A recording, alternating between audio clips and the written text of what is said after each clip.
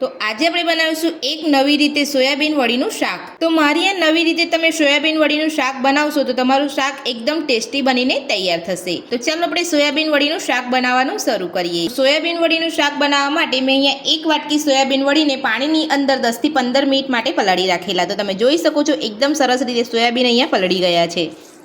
તો હવે આપણે તેને પાણીની અંદરથી કાઢી લઈશું।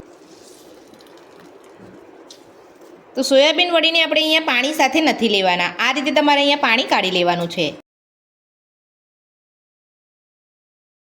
તો બધા જ સોયાબીન વડીને આપણે પાણીની અંદરથી કાઢી લીધા છે અને એક બાઉલની અંદર લઈ લીધા છે। તો હવે આપણે તેની અંદર મસાલા કરીશું। તો સૌથી પહેલાં આપણે 2 ચમચી જેટલું દહીં ઉમેરીશું।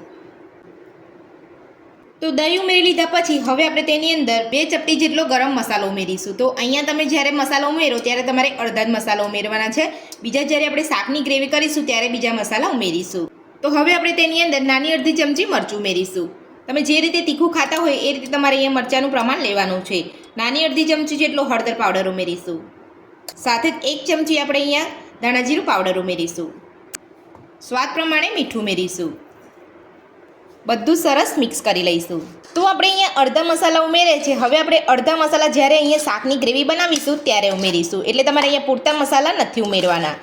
આ રીતે તમે અંદર બધા મસાલા ઉમેરીને કોટ કરી લેશો તમે વડીને, તો એકદમ સરસ રીતે મસાલા અંદર વડીની અંદર ભળી જશે અને તમારું શાક એકદમ ટેસ્ટી બનીને તૈયાર થશે। તો બધા જ મસાલા ઉમેરીને બધું સરસ અહીંયા મિક્સ કરી લીધું છે। તો હવે આપણે કઢાઈની અંદર થોડું તેલ ઉમેરી અને સોયાબીનને ફ્રાય કરી લઈશું।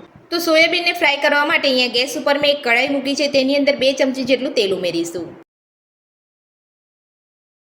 તેલને આપણે અહીંયા થોડું ગરમ થવા દઈશું।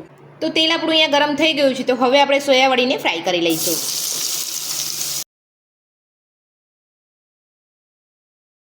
તો મીડિયમ ગેસ ઉપર આપણે અહીંયા સોયા વડીને ફ્રાય કરવાની છે। તો 3 થી 4 મિનિટ જેટલું આપણે અહીંયા સોયાબીન વડીને ફ્રાય કરવાની છે, વધારે આપણે અહીંયા ફ્રાય નથી કરવાની। તો એકદમ સરસ રીતે સોયાબીન વડી સાથે આપણો મસાલો ભળી જશે। તો આપણી સોયાબીન વડી અહીંયા ફ્રાય થઈ ગઈ છે, તો હવે આપણે એક વાસણની અંદર કાઢી લઈશું। તો સોયાબીન વડીને કાઢ્યા પછી આપણે આ જ કઢાઈની અંદર સોયાબીન વડીના શાકની ગ્રેવી બનાવીશું। તો સોયાબીન વડીની શાકની ગ્રેવી બનાવવા માટે 3 થી 4 ચમચી જેટલું તેલ ઉમેરીશું। તેલને ગરમ થવા દઈશું। તો તેલ આપણું અહીંયા ગરમ થઈ ગયું છે, તો હવે આપણે તેની અંદર નાની ચમચી જેટલું જીરું ઉમેરીશું। સાથે જ 1 ચમચી આદુ લસણ મરચાંની પેસ્ટ ઉમેરીશું। તમે અહીંયા લસણ ના ખાતા હોય તો તમે સ્કીપ પણ કરી શકો છો। આદુ લસણ મરચાંને આપણે સરસ રીતે અહીંયા સાતળી લઈશું। તો બધું જ અહીંયા